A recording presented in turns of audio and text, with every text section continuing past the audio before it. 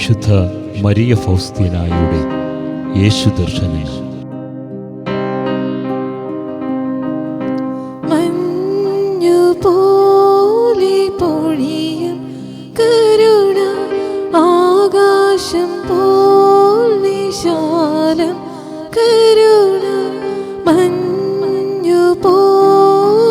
പൊഴിയും കരുണ, ആകാശം പോൽ വിശാലം കരുണ. മാനവ ഹൃദയം കവിയും കരുണ, മാനവ ഹൃദയം കവിയും കരുണ.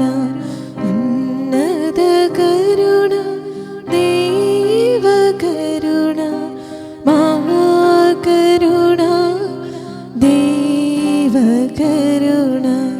ഉന്നത കരുണ, ദൈവ കരുണ, മഹാകരുണ, ദൈവ കരുണ.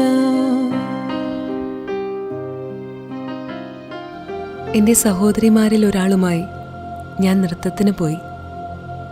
എല്ലാവരും വളരെ സന്തോഷിച്ചു കൊണ്ടിരുന്നപ്പോൾ എൻ്റെ ആത്മാവ് ഹൃദയനൊമ്പരം അനുഭവിക്കുകയായിരുന്നു. നൃത്തം ചെയ്യാൻ ആരംഭിച്ചപ്പോൾ പെട്ടെന്ന് ഞാൻ എൻ്റെ അരികിൽ ഈശോയെ കണ്ടു. വേദനയാൽ പീഡിപ്പിക്കപ്പെട്ടും വസ്ത്രങ്ങൾ ഉരിഞ്ഞെടുക്കപ്പെട്ടും മുറിവുകളാൽ ആവൃതനായും കാണപ്പെട്ട ഈശോ എന്നോടിങ്ങനെ സംസാരിച്ചു. എത്ര നാൾ ഞാൻ നിനക്കായി കാത്തിരിക്കും? എത്ര നാൾ നീ എന്നെ ഒഴിവാക്കും? ആ നിമിഷം ഞാൻ കേട്ടുകൊണ്ടിരുന്ന മധുരഗാനം നിലച്ചു. എൻ്റെ കൂടെ ഉണ്ടായിരുന്നവരെല്ലാം എൻ്റെ കൺമുന്നിൽ നിന്ന് അപ്രത്യക്ഷമായി. ഞാനും ഈശോയും മാത്രമായി. എൻ്റെ ആത്മാവിൽ നടന്നതെല്ലാം മറയ്ക്കാൻ ഞാൻ തലവേദന അഭിനയിച്ച് എൻ്റെ പ്രിയ സഹോദരിയുടെ അരികിലിരുന്നു. കുറച്ചു സമയത്തിനു ശേഷം ആരാലും ശ്രദ്ധിക്കപ്പെടാതെ, എൻ്റെ സഹോദരി പോലും അറിയാതെ ഞാൻ പുറത്തു കടന്നു. സഹോദരിയെയും കൂട്ടുകാരെയും വിട്ടുപിരിഞ്ഞ് വിശുദ്ധ സ്റ്റാനിസ്ലോസ് കോസ്കയുടെ ഭദ്രാസന പള്ളിയിലേക്ക് നടന്നു.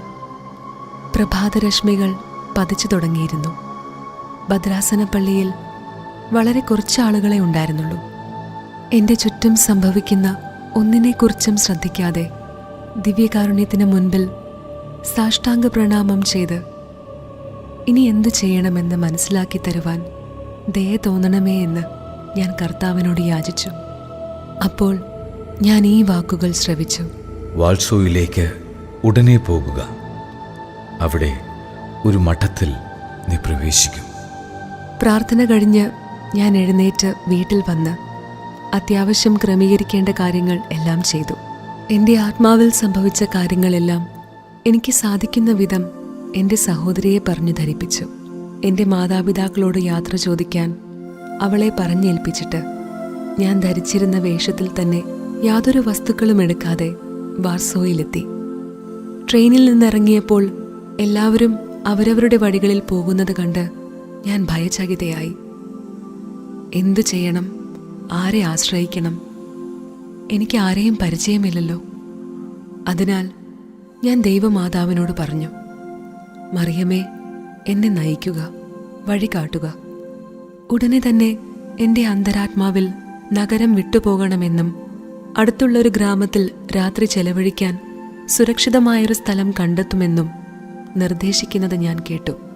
ഞാൻ അപ്രകാരം ചെയ്തു. ദൈവമാതാവ് എന്നോട് പറഞ്ഞതുപോലെ തന്നെ എല്ലാം സംഭവിച്ചു.